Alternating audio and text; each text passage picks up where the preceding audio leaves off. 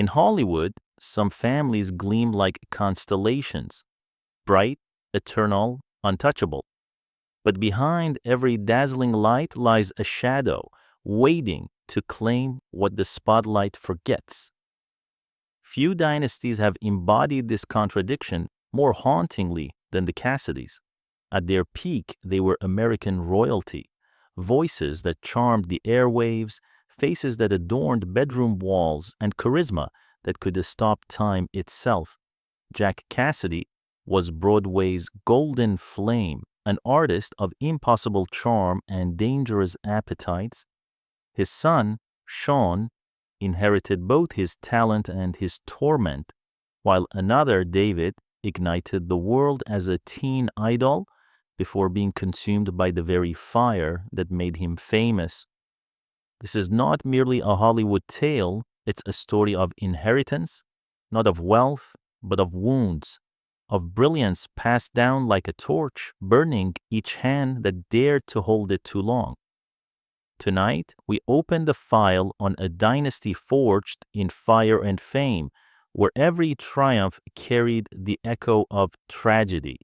A father who dazzled and destroyed, a son who loved and feared, and a name that became both blessing and curse, because in the end, one question remained. Can you ever escape the fire that made you? On the stage, Jack Cassidy was the embodiment of charisma, the man who could make an audience laugh, cry, or fall in love with a single glance. He was Broadway's golden boy, a Tony Award winner whose smile could light up an entire theater. Directors whispered his name with reverence, calling him the next great leading man.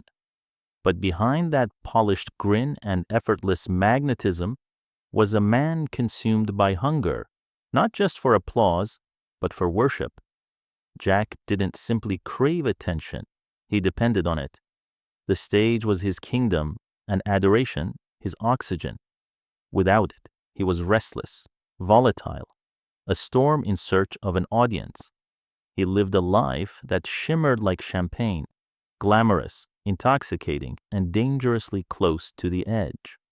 Friends spoke of his charm, but also of his cruelty.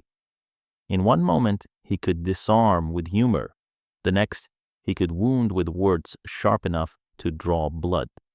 Many blamed it on ego, but those who knew him best whispered another truth, that he suffered quietly from an undiagnosed bipolar disorder, a tempest he could neither understand nor escape.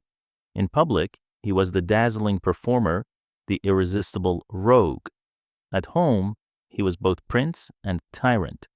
With Shirley Jones, his radiant wife, America's musical sweetheart, he built the image of Hollywood perfection, red carpets, laughter, music, and yes, stardust.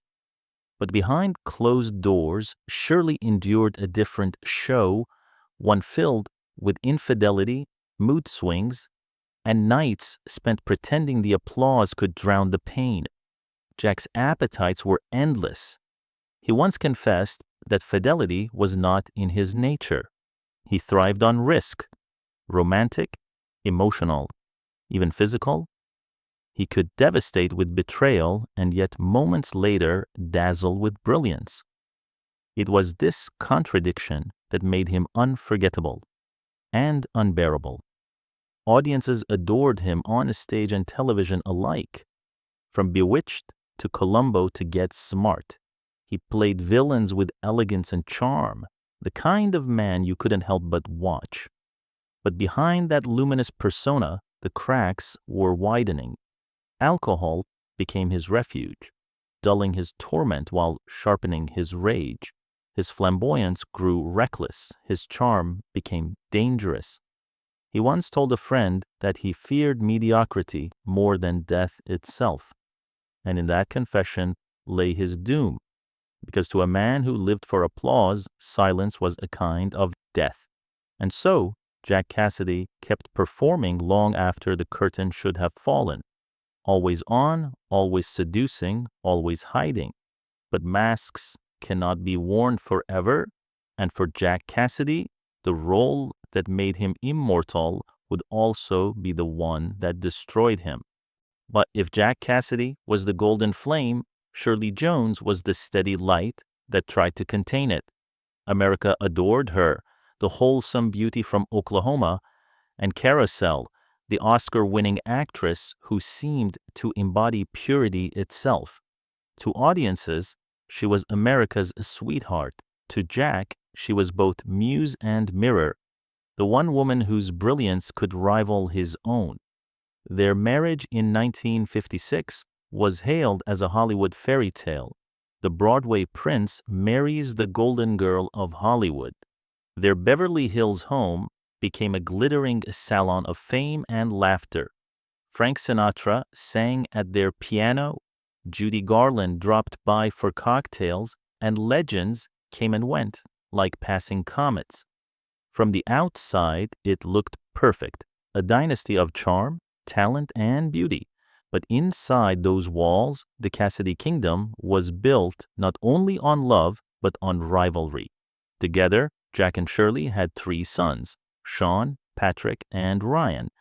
Add to that David, Jack's son from his first marriage to Evelyn Ward, and the Cassidy name became a dynasty. 4 sons, 4 heirs, each carrying a spark of Jack's brilliance and the burden of his shadow. David came first, and his rise was meteoric. When the Partridge Family premiered in 1970, the world fell under his spell. His smile, his songs, his feathered hair, all became cultural icons. David wasn't just a teen idol, he was a phenomenon. His face was on posters, his voice on every radio, his presence on every magazine cover. For Jack, watching David's success was both exhilarating and excruciating. Pride warred with envy. His son had achieved the kind of hysteria Jack had once dreamed of, the screaming fans, the endless adoration. But instead of satisfaction, it brought bitterness. The spotlight that had once been his now belonged to someone else, his own son. And then came Shaun, another Cassidy ready to take the stage. To the public, it looked like a perfect continuation of the family's stardom. Another golden-haired heartthrob rising from the same legendary bloodline. But behind the glamour, the cracks in the Cassidy empire deepened. Jack resented being overshadowed by both his wife and his sons. He drank more, he fought harder, his insecurities became open wounds. What had once been a home of laughter turned into a battleground of ego, silence, and performance. For the children, fame was not a choice, it was an inheritance. They grew up under the weight of their father's legend and the glare of the public eye. In the Cassidy household, love was never simple. It was applause or accusation, admiration or anger, never peace. And as young Shaun prepared to step into the spotlight, he wasn't entering a path of destiny. He was walking into a field of ghosts. If David Cassidy had set the world ablaze with the Partridge Family, then Shaun Cassidy emerged as the aftershock, the next chapter in a dynasty already drenched in fame and expectation. By the mid-1970s, the Cassidy name had become a brand. Youth, beauty, and irresistible charm. Every producer in Hollywood wanted the next Cassidy, and Shaun, with his soft smile and golden hair, seemed destined to continue the legacy. But destiny in the Cassidy family was always a double-edged sword. When Jack Cassidy died in 1976, consumed by the very fire that mirrored his restless soul, Shaun was only 18. Barely a man, still reeling from loss, he was thrust into a world that demanded perfection. Even before the ashes had cooled, record labels came calling, hungry to mold him into the next teen idol. The machine didn't pause for grief. It simply replaced one star with another. Shaun's debut album arrived in 1977 like a comet. His single, Dadu Run Run soared to #1 on the Billboard charts, launching him into superstardom overnight. Girls screamed his name, magazines printed his face in glossy spreads, and his concerts became emotional avalanches of teenage adoration. Everywhere he went, London, Tokyo, New York, chaos followed. For a brief moment, it seemed the Cassidy flame had reignited, brighter than ever. But behind that smile, Shaun felt the same unease that had haunted his father and brother. Unlike Jack, who fed off attention, or David, who drowned in it, Shaun found fame strangely hollow. He once admitted that being idolized felt surreal, like being loved for someone you weren't.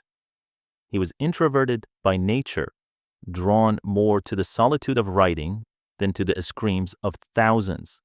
The more the world adored him, the less he recognized himself. Television magnified the mania. In the Hardy Boys Mysteries, Shaun played Joe Hardy, a role that transformed him from pop idol to primetime phenomenon. He was no longer David's little brother. He was the star of his own empire. Millions tuned in weekly, captivated by his charm and innocence. But fame, as every Cassidy man had learned, was never gentle. Shaun saw what it had done to his father: the ego, the self-destruction, the addiction to attention. He had watched David's exhaustion, the collapse behind the headlines, the slow erosion of joy under the pressure of constant visibility. And deep inside, he feared that same ending was waiting for him.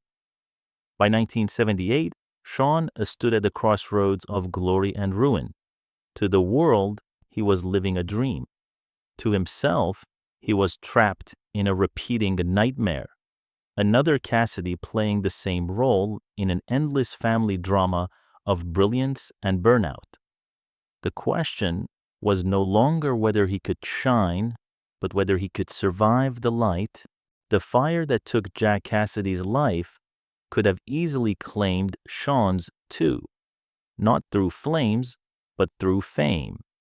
At 18, he stood on the edge of two destinies, one leading toward the same intoxicating chaos that consumed his father and brother, the other toward something quieter, harder, and infinitely more courageous: escape. At first, Shaun followed the familiar path: the albums, the tours, the screaming fans, the endless press. Every move he made echoed the lives of the Cassidy men before him.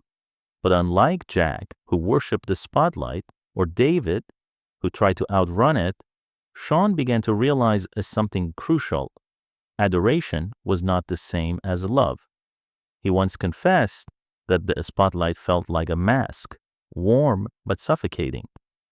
"It didn't feel like me," he said years later. "It felt like I was playing a part that had been written before I was born." And so, while the world celebrated him as America's newest heartthrob, Shaun began quietly writing his exit. By the early 1980s, when most teen idols clung to their fading fame, Shaun walked away. He didn't announce it. He simply stepped behind the camera and started building a new kind of career, one that required no posters or no flashbulbs, no screaming crowds. He turned to writing and producing, not for survival, but for sanity. In creating stories, he could finally control them. In crafting characters, he could shape their destinies in ways he never could his own family's. For the first time, Shaun was not performing for applause. He was creating for truth. In 1995, he unveiled American Gothic, a dark, haunting television series about family secrets and moral decay. It was the opposite of his sunny teen idol image: brooding, cerebral, and deeply human. Critics praised it. Viewers sensed something authentic behind its shadows: the work of a man who knew what it meant to live beneath a family's ghost. Then came Invasion in 2005, and later New Amsterdam in 2018, shows that explored survival, identity, and redemption. Each one, in its own way, echoed Shaun's lifelong question: can you inherit darkness and still choose the light?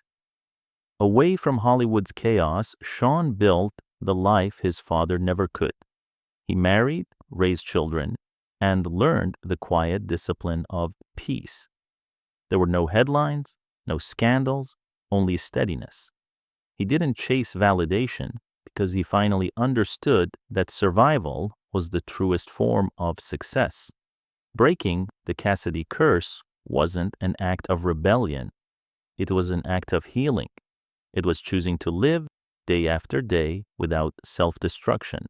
No fireworks, no tragedy, just quiet endurance. In an industry that glorifies spectacle, Shaun's reinvention was a radical act. He had seen fire destroy 2 generations before him, and he refused to add a third.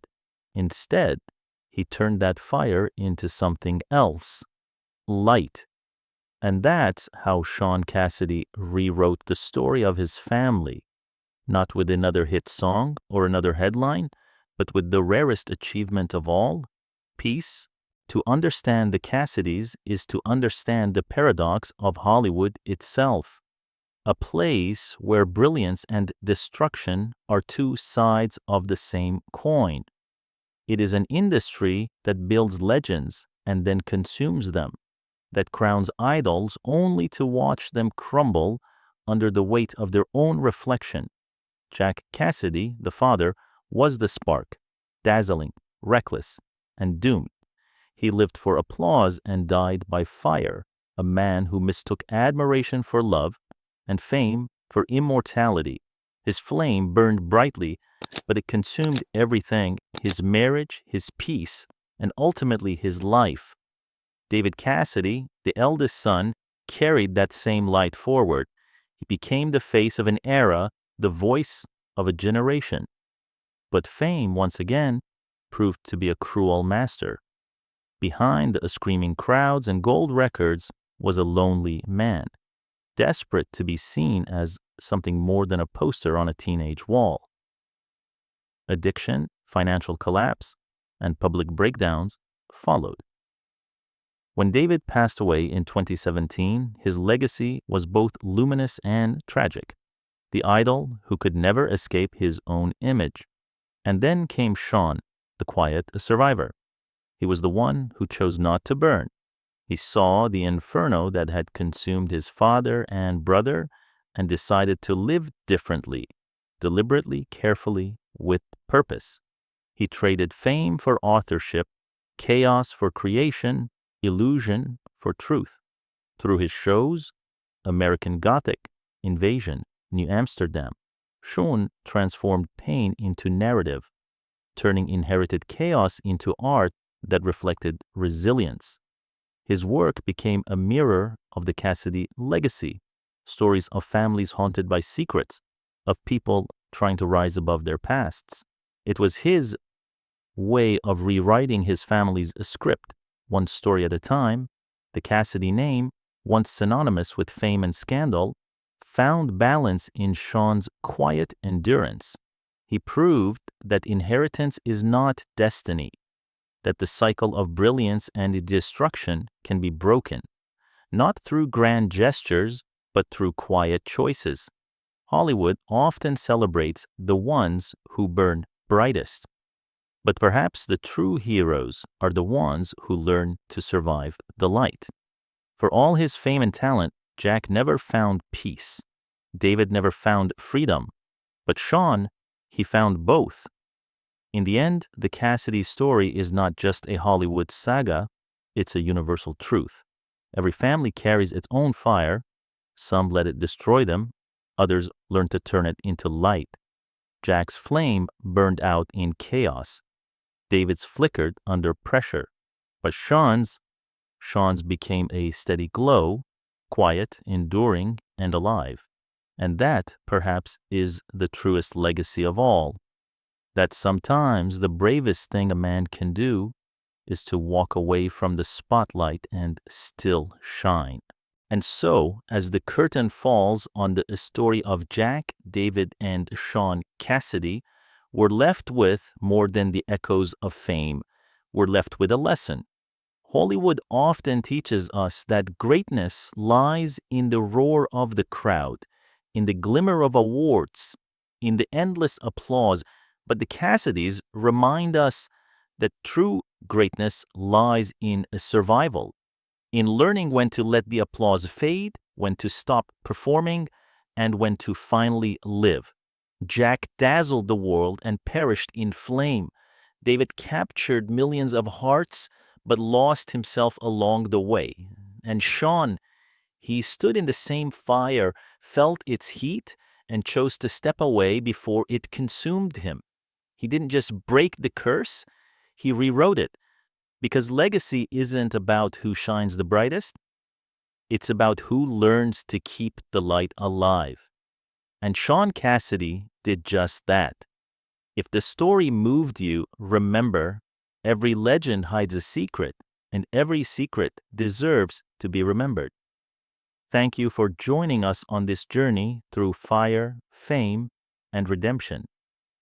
If you'd like to uncover more untold stories behind Hollywood's golden faces, don't forget to like this video, share it with those who still believe in the power of survival, and subscribe to Vanished Hollywood for more secrets beyond the spotlight, because sometimes the greatest stories are the ones that choose to fade rather than burn.